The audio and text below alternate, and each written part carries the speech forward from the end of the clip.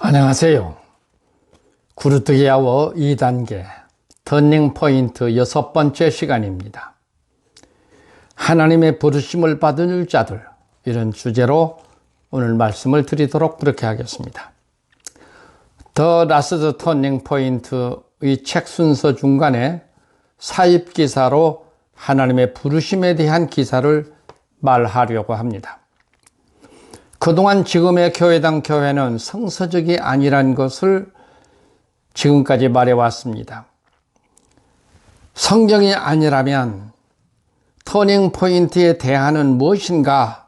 이에 대한 답으로 하나님의 나라라는 것을 말해왔습니다. 지금 우리가 해야 할 것은 두 가지가 있습니다. 하나는 기존 교회에 대한 분명한 입장 정리가 되어야 한다는 것이죠. 하나님 나라로의 전환을 대한 이해 혹은 공감이 50%만 된다 할지라도 지금 여러분들이 분명한 인식 전환이 되어야 합니다. 왜냐하면 성경이 아니라면은 그래야 되지 않겠습니까? 하나님 나라로의 전환을 공감하면서도 여전히 선교하는 일, 여전히 목회하는 일, 여전히 신학 교수하는 일, 여전히 성경 공부하는 일, 신학 박사가 되기 위한 꿈꾸는 일, 이런 일을 여전히 하는 분들이 있는데 그것은 썩은 웅덩이에서 금붕어를 건지려는 우둔한 짓이라 할 수 있습니다. 이미 형태가 잘못된 것이니까, 성서적이 아닌 것이니까 이것을 근본적으로 전환을 해야 하는데 그것을 안 하려고 거부하는 것입니다. 좀 심한 표현을 쓴다면 적을 이롭게 하는 일에 불과한 것입니다. 적이라고 여기서 말하는 것은 저 계시록에 들어가면은 전쟁이 벌어지는데 상대편 사람들을 적이라 이렇게 규정할 수 있기 때문입니다. 상대편을 적이라고 규정한다는 말을 다른 말로 하면 뭐겠어요? 사탄이라는 말이죠. 사탄의 집단이라 이렇게 표현할 수 있을 것입니다. 루터가 중세 종교 개혁을 할 때 교황을 사탄의 교수로 규정하고 종교 개혁을 했을 때 충분히 그 심정을 이해하는 것입니다. 우리가 지금까지 500년이 넘도록 이 개신교라고 하는 이 틀 속에서 살아왔는데 21세기에 들어와서 보니 이게 성서적이 아닌 거예요. 모든 게 하나에서 10가지 다 거짓된 것으로 포장되어서 지금까지 우리들이 신앙생활을 한 거예요. 그래서 그렇고 보면 기존 교회가, 여러분 이런 소리만 목회하신 분들은 굉장히 심기가 불편하겠지만은 거짓이라면은 그거는 뭐예요? 사탄의 집단일 수밖에 없는 것이지 않겠습니까? 그것을 규정 안 하면은 터닝 포인트를 할 수가 없기 때문인 것입니다. 여러분들이 충분히 이해를 하셔야 됩니다. 이미 시효가 지나가 버린 웅덩이에서는 역겨운 냄새, 썩은 냄새가 오히려 역겹게 냄새를 풍겨서 정말로 우리의 이맛살을 찌푸리게 하는 것이고, 시간이 갈수록 독사들만 우글거리는 이 웅덩이가 될 수밖에 없는 것입니다. 그래서 바꿔야 한다는 거예요. 계시록 19장 14절부터 21절의 기록은 하늘의 병사들의 전쟁 상대들이었는데 마침내 그들은 사탄의 세력으로 규정되어 전멸이 되었고 그 세력을 이끌었던 짐승과 거짓 선지자는 유황 불붙는 못에 던짐이 되었습니다. 이것이 계시록 19장 19절부터 20절까지 여러분 참조해 보세요. 그 두목이 되었던 사탄은 무적에게 가둔 사건으로 그 세력은 1차 정리가 된 것을 우리는 주목하셔야 합니다. 아직도 분명한 입장 정리가 안 된 분들이 사탄의 세력이 되어버린 그 전통이 만들어 놓은 틀을 따른 것은 결국 여러분도 심판의 대상이 될 수밖에 없다는 것을 명심해야 됩니다. 두 번째는 하나님의 부르심에 대한 결단입니다. 하나님의 부르심은 하나님의 일방적 부르심입니다. 우리 인간에게 뭐 의견을 묻고 우리 인간에게 어떤 타진을 해서 그래서 하나님의 부르심이 있는 것이 아니고 하나님의 일방적으로 부르신다는 거예요. 당신의 필요한 자는. 그런데 청함받은 자들이 다 사양한 기사가 성경에는 실려 있습니다. 나는 밭을 샀음에 부르심에 내가 못 가겠다 이런 말이고요. 나는 소 5켤레를 샀음에 하고 거절을 합니다. 나는 장가를 들었으니 가지 못하겠노라 이런 말들을 합니다. 그런데 이 말을 쭉 하고 나서 뒤에 가서 뭐라고 그러냐면은 전에 청하였던 그 사람들은 하나도 내 잔치를 맛보지 못하리라. 누가복음 14장 24절 말씀입니다. 한 번 부르심을 받았는데 거절한 자들은 다시는 내 잔치에 참여하지 못한다. 내 잔치에 참여하지 못한다는 말은 무슨 말이겠어요? 하나님의 이 전환된 새로운 세계에는 참여하지 못한다. 그런 말이지 않겠어요? 중요한 것입니다. 여러분, 하나님의 부르심은 그런 엄중함이 있다는 것을 먼저 여러분들이 이해를 하셔야 됩니다. 하나님을 믿는 사람이라면 부르심에 어떤 이유도 있을 수 없다는 거죠. 그래서 누가복음에서는 하나님의 나라에서 떡을 먹는 자는 복되다고 말을 했습니다. 14장 15절 믿음으로 아브라함은 부르심을 받았을 때에 순종하여 장래의 유업으로 받을 땅에 나아갈새 갈 바를 알지 못하고 나갔으며 히브리서 11장 6절입니다. 8절 사도들은 부르심 앞에서 나를 따르라 이 한마디 말씀 앞에 모두가 다 순종하고 배도 그물도 자기 부친도 뒤로 하고 따랐었으며 세리 마태는 자기 직장도 버리고 따라 나서 제자가 된 사람입니다. 21세기 지금의 교회는 성서적이 아니라면 거짓말인데 거짓말이라면 결단은 뻔한 것 아니겠습니까? 믿는 자들에게는 하나님의 부르심보다 더 소중한 것이 무엇이 또 있겠습니까? 이보다 더 소중한 것은 없는 것이죠. 세 번째는 부르심의 성격과 부여된 영광입니다.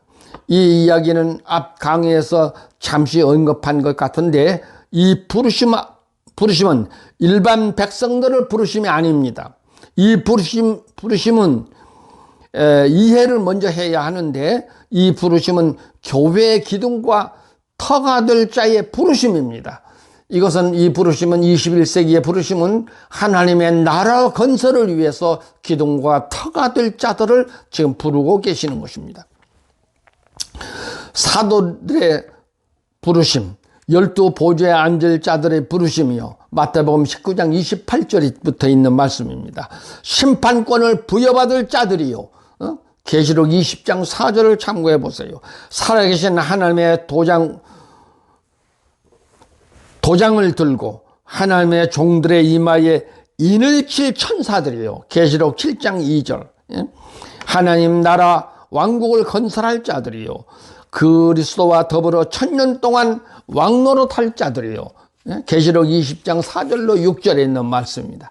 새하늘과 새 땅의 성곽의 삶을 누릴 자들입니다. 계시록 21장 24절 7가지 하나님의 부르심에 약속된 사람들입니다. 이런 사람을 지금 부르시는 거예요. 일반 백성을 지금 부르는 게 아니에요. 아까 처음에 1번이 바로 그랬잖아요. 사도들의 부르심은 그랬어요. 어떤 이유도 하나님의 부르심에 거부할 수가 없는 부르심입니다. 너희는 나를 따르라. 내가 사람 낚는 어부가 되리라. 두말 없이 사도들은 다 따른 사람들입니다. 예수님 당시에는요, 세리면은 황금 알을 낳은 거위처럼 돈 잘 버는 직업입니다. 근데 마태는 그것도 버렸잖아요. 다 버리고 예수를 따라서 제자가 된 사람이잖아요. 그와 같은 것이라는 거예요. 21세기 부르심을 받은 자들이 하나님 나라의 기초 건국공신들이 되고 이분들에 의해서 비로소 하나님 나라 그리스도의 왕국 건설하는 자들이 되고 인침을 진행하는 천사들이 된다는 것을 주목하십시오. 계시록 7장 2절로 3절 참고하시기 바랍니다. 앞에서 강의한 것 중에 언급된 말씀인데 계시록 7장 2절에서 다른 천사가 살아계신 하나님의 인을 가지고 해 돋는 데로부터 올라와서 우리 하나님의 종들의 이마에 인을 친다. 그렇게 말을 했어요. 여기 해 돋는 데로부터 올라와서란 말을 킹제임스 성경에서는 동쪽으로부터 올라와서 라고 번역을 했습니다. 반모섬에서 본 동쪽이 어디일까? 인도 시성 타골이 그랬다고 그랬잖아요. 우리나라를 가르쳐서 동방에 해 뜨는 나라라. 그런 말을 하는 것을 여러분도 많이 들어서 아실 것입니다. 우리의 국가에서 동해물과 백두산이 마르고 닳도록 이런 말들이 우연한 것이 결코 아닌 것입니다. 예, 그래서 마지막 때 계시록 7장에서는 해 뜨는 곳으로부터 올라온 다른 천사가 하나님의 종들의 이마에 인을 친다. 이것이 누구겠냔 말이에요. 동방에 해 뜨는 나라. 그래서 이것은 포도원의 품꾼, 5번째 부름받은 품꾼일 수 있다. 이런 말을 지난 시간에도 잠깐 했습니다. 대개 성경에서는 천사가 하늘에서 내려와서 이렇게 말을 해요. 그런데 이 인을 든 천사만 해 뜨는 곳으로부터 이렇게 했다는 것을 여러분 주목하셔야 됩니다. 예? 그 다음, 그런데 터닝 포인트를 한국에서 시작했다는 점도 주목하고, 앞 강의에서 포도원 품꾼 얘기를 하면서 어쩌면 한국교회가 5번째 품꾼일 수 있다는 말도 해봤습니다. 예? 세계사를 주목해 보세요. 예? 한국보다 훨씬 작은 팔레스틴 안에 출생하신 예수가 전 인류의 구세주가 되신 것을 믿는다면 여러분 또 당당한 하나님의 종들이 되셔야 합니다. 예? 가장 열강의 틈바구니 속에서 살아온 역사 때문입니까? 사대주의 사상이 가장 아직도 그것을 옷을 벗어버리지 못한 것이 이 기독교계입니다. 종교계 사람들이 사대주의 사상에서 벗어나지 못하고 있는 거예요. 21세기가 되어서도 이미 저 유럽교회도 망해버리고 북미교회들도 다 문 닫아가는 이런 상황 속에서도 박사학위 꿈꾸는 사람들이 죽어버린 거기에 가서 박사학위 받으려고 줄을 서는 것이잖아요. 예? 이게 뭐예요? 이게 사대주의 사상이죠.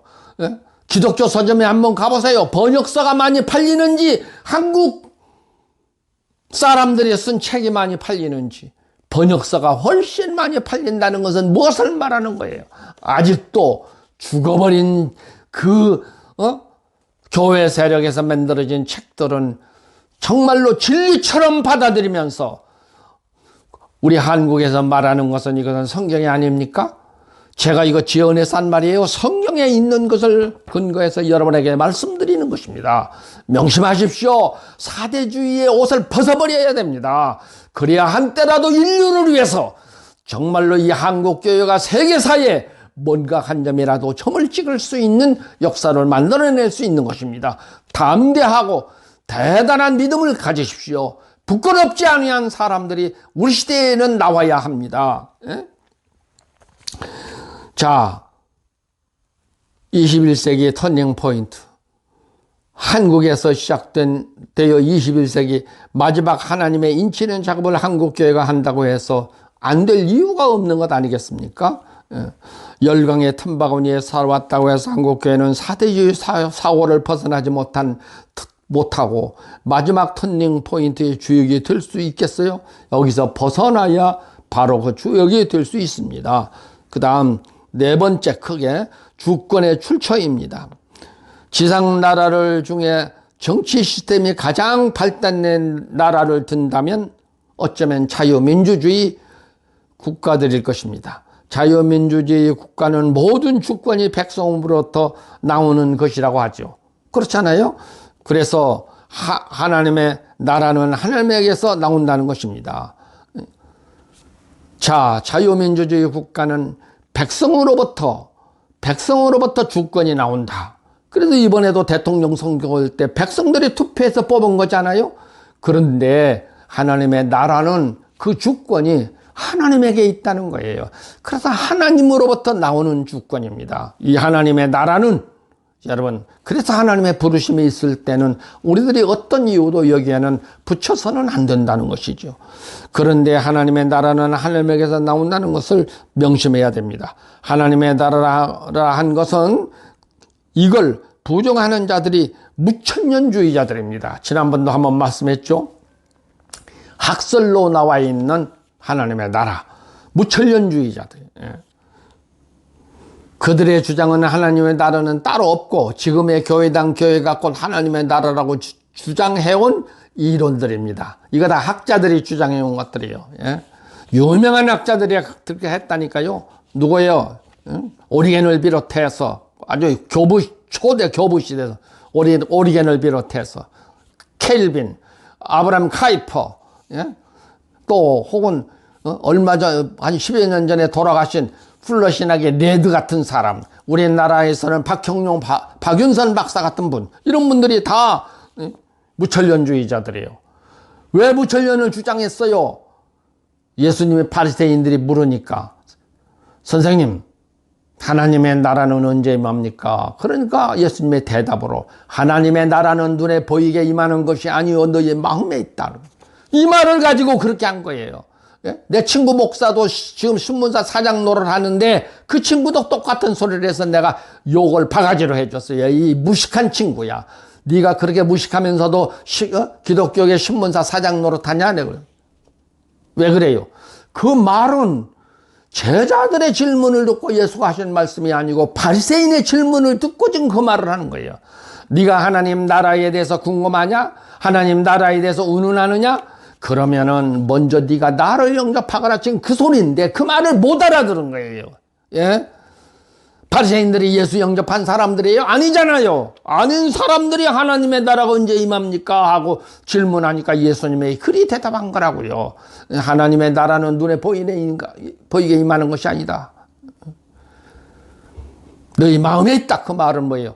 나를 영접해야 하나님의 나라를 가든지 말든지 하는 건데 나도 영접하지 못한 놈들이 무슨 하나님의 나라를 운운해? 지금 그 말인 건데 그 말을 못 알아듣고 해석을 못하고 역자적으로만 보고 그런 오류를 범해온 학자들입니다. 지금도 그런 사람이 있을 거예요. 에? 얼마 전에 나한테 어떤 사람이 그런 말을 해줘요. 우리 한국의 어떤 여론기관에서 조사했는지 모르지만은 종교의 선호도 조사를 했대요. 종교 선호도 조사. 여기에서 불교가 선호도 조사하니까 65%가 불교를 꼽았고 두 번째는 카톨릭이 62%. 그런데 개신교는 얼마냐? 20% 미달된다는 거예요. 이런 이 세상에 이런 선호도 조사에서 이런 소리를 들으면서도 여러분이 여전히 썩어버린 웅덩이에 앉아 있어요? 이거 참 피를 토하고 죽을 노릇이죠. 여러분이 하나님의 믿음을 가진 사람들이면 하나님의 양심을 가진 사람들이라면 밤을 새면서 통곡을 해야 될 것입니다. 예? 옛날에는요, 죄를 뒤집어 쓰고 통곡하고 밤새면서, 밤을 새가면서, 금식하면서 통곡을 했었잖아요. 폐옷을 입고. 지금 그런 목사들이 얼마나 있어요. 이런 선호도 조사에서 세상에 이 20%도 채 안 된다는 이런 것을 보도를 통해서 들으면서도 멀쩡히 그냥 그대로 그 자리에 앉아 있어요. 그것은 신앙 양심이 없다는 증거 아니에요. 여러분 정신 차려야 됩니다. 응? 무천년을 주장한 분들이 로마 교회로 시작된 교회당 교회에서는 명성을 떨친 유명 인사들이라 칭송을 받아왔지만 성경을 부정했다는 점에서 마지막 심판의 날에는 결코 그 심판을 피할 수 없는 자들이 될 것입니다. 예? 무천년을 주장한 사람들, 성경에 있는 것을 부정한 사람들이잖아요. 사람들은. 예? 그 근거가 사도들이었고 성경에 명시된 말씀들이었습니다. 성경 마태복음 19장 28절, 계시록 3장 21절, 20장 4절로 6절, 21장 14절, 22장 3절로 5절 등을 참고해 보세요. 이 말이 빨라요. 이걸 좀 기술자가 있으면 이제 자막으로 넣어버렸으면 좋겠지만 아직 내게는 그런 사람이 없어서 지금 읽어만 드립니다. 만약에 이걸 못 들으셨으면 다시 되돌려서 보시면서 성경을 기록해서 찾아보세요. 범연히 성경에 기록된 말씀들을 부정해서 되겠습니까? 예수를 믿으면 성경을 믿는 사람들이잖아요. 그런데 성경 기록을 부정해요?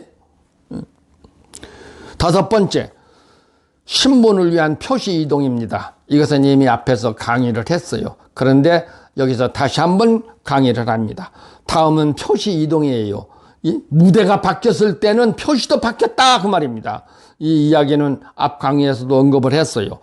제일 처음에 아담에게는 어떻게 했어요? 하나님의 형상과 모양으로 이렇게 출발된 거예요. 그래서 사람이라는 거는 하나님의 모양과 형상으로 창조하셨다. 그게 왜 그래요? 하나님을 대리인이었어요. 대리인. 에덴 동산에 하나님의 대리인으로서 세웠어요. 그런데 뱀의 유혹을 받아가지고 이것을 다 그 하나님의 언약을 깨버렸기 때문에 이 무서운 죄를 짊어지고 수천 년 동안 이 역사가 진행된 것이고 예수 그리스도가 오셔서 이것을 벗겨주었는데도 여전히 지금도 종교의 틀에 앉아서 주여주여만 찾는 사람들이 되어 있지 않아요? 이렇게 무서운 것입니다. 언약이라는 것은. 그 다음에 하나님의 형상과 모양으로 출발을 했지만 노아 홍수 심판으로 제2기를 맞으면서 하나님은 무지개 언약을 합니다. 하지만 노아의 자손들은 출발한 그들도 마치 에덴 동산의 하와가 언약을 어기듯이 노아의 자손들도 무지개 언약을 어깁니다. 그래서 그들이 한 것이 뭐예요? 그들이 한 것이 바벨탑 운동을 싼 것이잖아요. 그것 때문에 하나님께서 와서 그들을 심판을 하셨는데, 자, 선택 백성으로 아브라함을 불러 선택의 표로 할례를 받게 한 거예요. 왜 그래요? 무지개 언약이라는 것 때문에 노아 홍수 때처럼 다 멸망시킬 수가 없으니까 무지개 언약 때문에 그래서 사람을 선택을 한 거라고요. 아브라함을. 그래가지고 선택의 표로 할례를 받게 한 것입니다. 그리고 그런데 창세기 3장 15절의 메시아 언약을 따라 예수가 오신 것인데 여기서 독자는 신중하고 엄중해야 합니다. 예수가 오시기 약 700년 전에 하나님은 이사야를 통해 할례받은 유대인들을 저주하신 기록이 이사야 6장 9절로 10절에서 언급되어 있습니다. 저주를 해버렸다니까요. 하나님의 백성으로 선택된 유대인들을. 왜 저주를 했겠어요? 예? 입으로는 주를 시인하면서도 하나님을 시인하면서도 행위로는 부정해버린 이런 거짓이었기 때문에 하나님께서 이사야의 입을 통해서 유대인들을 저주를 해버렸어요.